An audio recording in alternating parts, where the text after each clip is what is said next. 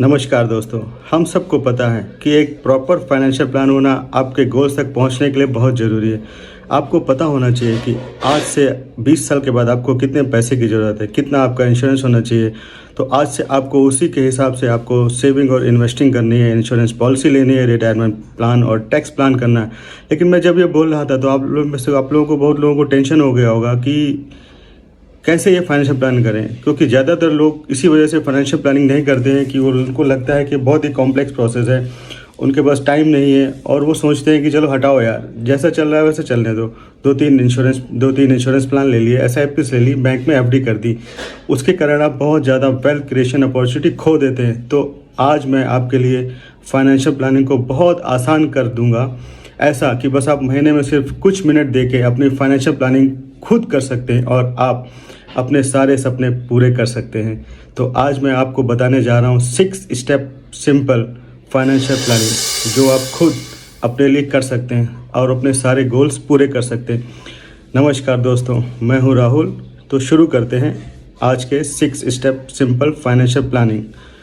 तो ये जो 6 स्टेप ऑफ सिंपल प्लानिंग है, ये कोई जादू की घुट्टी नहीं है, ये आपको खुद ही करना है। ये बहुत ही बेसिक 6 सिंपल स्टेप्स हैं जो कि मैंने आपके लिए बहुत ही आसान तरीका एक बनाया है। तो आज इस फाइनेंशियल प्लानिंग को शुरू करने से पहले मैं आपको ये बता दूं कि मेरा पूरा फोकस जो है वो फाइनेंशियल प्लान जो मैं आपको बता रहा हूँ वो सिंपल होना चाहिए, क्योंकि एक अच्छा फाइनेंशियल प्लान वो है जो सिंपल हो और इफ़ेक्टिव हो। अगर वो प्लान बहुत ज़्यादा कॉम्प्लेक्स है तो वो अच्छा प्लान नहीं है। अगर आपका फाइनेंशियल प्लानर आपको बहुत ज़्यादा इंश्योरेंस, बहुत ज़्यादा म्यूचुअल फंड, बहुत ज़्यादा रिटायरमेंट प्लान, बहुत ज़्यादा इन्वेस्टमेंट प्लान दे रहा है तो आप ये मान सकते हैं कि वो एक अच्छा फाइनेंशियल प्लान नहीं दे रहा है। पहली क्वालिटी जो एक अच्छे फाइनेंशियल प्लानर की है वो सिंपल होना चाहिए। तो चलिए ये 6 स्टेप्स कौन से हैं वो मैं आपको बताता हूँ। पहला है सेविंग्स, दूसरा है लोन या डेब्ट, तीसरा है इंश्योरेंस, चौथा आता है आपका इन्वेस्टमेंट प्लान, पाँचवा टैक्स प्लान और छठा है रिटायरमेंट प्लान। तो आज हम ये सारे 6 पॉइंट्स पर डिस्कस करेंगे। तो आपको ये सारे 6 पॉइंट डिस्कस करने के बाद आपको पता चल जाएगा कि कैसे करना है। तो शुरू करते हैं सेविंग्स के साथ। आपको एक थंब रूल याद रखना है कि आपके महीने के खर्चा जितना है, आपको मान लीजिए आपका घर 30,000 खर्च महीने में चलता है, जिसमें आपके बच्चों की फीस, आपका राशन, ग्रोसरीज, बिल्स वगैरह सब आ जाते हैं। तो आपको इतना पैसा अपने सेविंग अकाउंट में सेव रखना है कि 6 महीने तक आपका घर चल सके। अगर आपके पास कुछ फाइनेंशियल क्राइसिस आ जाए तो आपको 6 महीने तक आपके घर चलाने में कोई प्रॉब्लम ना आए। जैसे कि कुछ फाइनेंशियल प्रॉब्लम हो गया, जैसे कि आपका जॉब चला जाए या कुछ भगवान न करे कुछ ऐसा हो जाए जिससे आप 6 महीने तक आपके पास ऐसा इमरजेंसी फंड होना है जिसको कि हम इमरजेंसी फंड बोलते हैं। तो आपको सपोज़ करिए आपके महीने का खर्च 25,000 रुपये में चलता है, तो आपके पास आपके सेविंग खाते में 1.5 लाख रुपये कम से कम होना चाहिए। तो आप वो जो 1.5 लाख रुपये है उसको अपने बैंक की FD रख सकते हैं, क्योंकि आजकल तो कई सारे बैंक अकाउंट ऐसे हैं जो कि FD का इंटरेस्ट देते हैं आपको सेविंग में। तो आपका फाइनेंशियल स्टेप पूरा हो गया। सेकंड स्टेप है कि कौन से ऐसे लोन हैं जो आपको बहुत ज़्यादा इंटरेस्ट पे करना पड़ रहा है। जैसे कि 2 तरह के लोन होते हैं, एक अच्छे लोन और एक बुरा लोन। अच्छे लोन कौन से होते हैं? हाउसिंग लोन अच्छा है क्योंकि वो बहुत अच्छा है और आजकल तो रेट ऑफ इंटरेस्ट बहुत ही डाउन है, 7%, 7.5%, 8%। तो उनको आपको फिनिश करने की जरूरी नहीं है चूँकि। लेकिन अगर आपके पास कोई दूसरे ऐसे लोन हैं जिसमें आपको, जैसे पर्सनल लोन है, इसमें आप 11%, 12% दे रहे हैं, तो अगर आप म्यूचुअल फंड में इन्वेस्टमेंट कर रहे हैं जो कि आप सोच रहे हैं 12%, 13% से मिलेगा, तो बेहतर ये है कि आप वो पहले वो जो आपके लोन है जिसमें आप 12%, 13% पे कर रहे हैं, तो पहले आप उनको ख़त्म करें। तो प्लान ये है कि आपको अपने जो बुरे वाले लोन हैं वो पहले ख़त्म करने हैं, सारे बुरे लोन वो ख़त्म करने जिसमें आपको 12% से ज़्यादा इंटरेस्ट आप पे कर रहे हैं। तो पहले आपको सारे लोन ख़त्म करने, महंगी EMIs को आपको ख़त्म करना। तो अब आता है थर्ड प्लान, इंश्योरेंस। और ये वो स्टेप है जो बहुत लोगों को डरा देता है। मैंने कितने ही ऐसे लोगों को देखा है जो इंश्योरेंस प्लान लेने के बारे में सोचते रहते हैं, आज लेंगे, कल लेंगे, ऐसा करते करते उनका समय निकल जाता है। तो आप जितनी जल्दी एक अच्छा इंश्योरेंस प्लान लेंगे उसकी EMI उतनी ही कम होगी। सपोज़ अगर आपने 25 साल की उम्र में कमाना शुरू कर दिया है तो आपको 25 साल की उम्र में ही एक अच्छा इंश्योरेंस, जिसको कि प्योर टर्म प्लान बोलते हैं, वो ले लेना चाहिए। क्योंकि जैसे जैसे आपकी एज बढ़ती जाती है टर्म प्लान का प्रीमियम भी बढ़ता जाता है।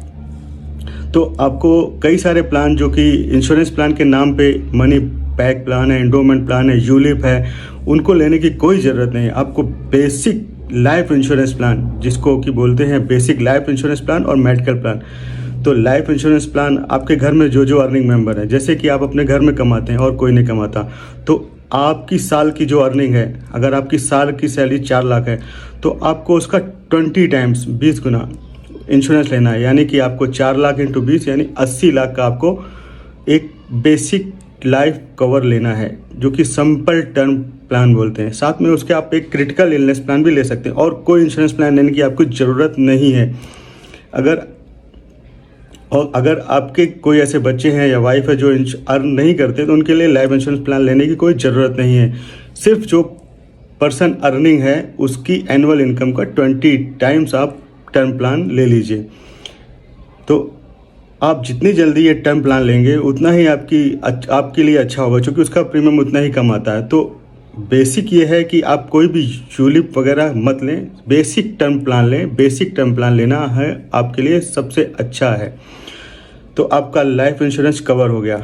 अब आता है हेल्थ इंश्योरेंस की तरफ। हेल्थ इंश्योरेंस सबका होना चाहिए। घर में जितने भी फैमिली मेम्बर्स हैं सबका हेल्थ इंश्योरेंस होना चाहिए। पेरेंट्स, स्पाउस, बच्चे, आप ये मान लेना चाहिए कि 1.5 से 2 लाख रुपए का सबके लिए होना चाहिए। तो अगर आपको कुछ भी हो जाता है तो हॉस्पिटल जाते हैं तो 2 से 3 लाख रुपए का बिल तो बन जाता है। तो अगर आपके पास 2 लाख का इंश्योरेंस है तो आपके लिए बेहतर रहेगा।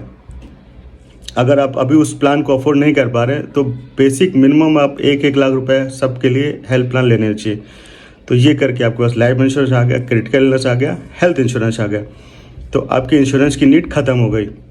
तो अब इंश्योरेंस और इन्वेस्टमेंट, ये सब मनी बैक, प्रीमियम, ये सब कॉम्प्लिकेशन में जाने की कोई ज़रूरत नहीं है। बेसिक सा टर्म प्लान लेना है, बेसिक सा हेल्थ प्लान लेना है, ख़त्म हो गया आपका इंश्योरेंस। तो आपके फाइनेंशियल प्लान में 6 में से 3 ख़त्म हो गए, आधा फाइनेंशियल प्लानिंग आपकी हो गई। तो आपको अब लग रहा होगा कि ये इतना भी डिफिकल्ट नहीं, आसान है। बिल्कुल ही आसान है, जी हाँ। अब बात करते हैं सबसे इम्पोर्टेंट स्टेप है चौथा, जो कि इन्वेस्टमेंट। इन्वेस्टमेंट के क्या क्या ऑप्शन होते हैं? इन्वेस्टमेंट आप इक्विटी में कर सकते हैं, इक्विटी में आप स्टॉक या म्यूचुअल फंड चूज़ कर सकते हैं। उसके बाद आप गोल्ड में डाइवर्सिफाई करना जरूरी है, उससे पोर्टफोलियो स्टेबल होता है। तो हम एक एक करके इन सब के बारे में बताते हैं। इक्विटीज़ में स्टॉक और म्यूचुअल फंड, मेरी पर्सनल सलाह है कि अगर आपका रिटायरमेंट दूर है और आपके गोल्स भी दूर हैं, बच्चों की शादी का टाइम है, पढ़ाई की टाइम है, तो आप अपना थोड़ा एक्सपोजर इक्विटीज़ या स्टॉक में ज़रूर लेना चाहिए। कितना लेना है, कौन से स्टॉक में लेना है, ये आप अपने फाइनेंशियल प्लानर से कंसल्ट कर सकते हैं। इस तरह की फाइनेंशियल प्लानिंग सर्विस, जहाँ की आपकी रिस्क प्रोफाइलिंग हो, आपको कितना पैसा कहाँ लगाना है, वो सब किसी भी फाइनेंशियल प्लानर से आप कंसल्ट कर सकते हैं। बट आपको थोड़ा सा एक्सपोजर तो इक्विटीज़ में देना चाहिए। और अगर आप कुछ भी नहीं कर पा रहे हैं तो आपको थोड़ा सा एक्सपोजर म्यूचुअल फंड्स में दे देना चाहिए। म्यूचुअल फंड्स जो कि इक्विटीज़ पे डील करते हैं, बेसिकली जो इक्विटीज़ पे डील करते हैं, डेप्थ प्लान में आपको लेने की ज़रूरत नहीं है। क्योंकि अगर आप म्यूचुअल फंड में आप लॉन्ग टाइम के लिए इन्वेस्ट करते हैं तो आपको उसका एक बेहतर रिजल्ट मिलता है। आपको किसी की भी सलाह लेने की ज़रूरत नहीं है। तो आप म्यूचुअल फंड में खुद से आप इन्वेस्टमेंट कर सकते हैं। कुछ अच्छे म्यूचुअल फंड आप सर्च कर सकते हैं। म्यूचुअल फंड में निवेश आपको ज़रूर करना चाहिए। यहाँ एक थंब रूल और है, तो आपकी जितनी अर्निंग है, जैसे महीने का आप 50,000 रुपये कमाते हैं तो उसका कम से कम 20% यानी कि 10,000 रुपये आपको किसी न किसी इन्वेस्टमेंट इंस्ट्रूमेंट में लगाना है। चाहे वो म्यूचुअल फंड हो, चाहे गोल्ड हो, चाहे रियल एस्टेट हो, चाहे स्टॉक हो। अगर आप महीने का 50,000 कमाते हैं तो 10,000 रुपये इन चारों के कॉम्बिनेशन में आपके होने चाहिए, या उससे ज़्यादा हो तो और अच्छा है। तो अगर आप स्टॉक में किसी की एडवाइस लेते हैं, किसी की एडवाइस लेते हैं, या आप खुद की एडवाइस से करना चाहते तो म्यूचुअल फंड में आप निवेश जरूर करना चाहिए। ये वो एसेट क्लास है जो गोल्ड, रियल एस्टेट से ज़्यादा रिटर्न आपको ज़रूर देगा लॉन्ग टर्म के लिए, बट लॉन्ग टर्म के लिए, और टैक्स फ्रेंडली भी है। तो mutual fund is a best for everyone. Second आता है गोल्ड में भी हर किसी को निवेश करना चाहिए। उसका बेस्ट जरिया गोल्ड ज्वेलरी खरीदना नहीं है, क्योंकि उसमें मेकिंग चार्जेस आता है, कटिंग आता है, ज्वेलर अपने चार्ज ले लेते हैं, उसको पिघलाते हैं, तो हम बेचने जाते हैं तो उसमें डिडक्शन आता है, बहुत ज़्यादा कॉम्प्लिकेशन, रिटर्न अच्छे नहीं। गोल्ड लेने का आपको, अगर आप इन्वेस्टमेंट के ले रहे हैं तो बेस्ट तरीका है सोवरेन गोल्ड बॉन्ड, जिसमें गोल्ड जितना प्राइस अप्रिशिएट कर रहा है वो रिटर्न तो आपको मिलेगा ही मिलेगा, साथ में आपको 2.5% का एक फिक्स एनुअल रिटर्न भी मिलेगा।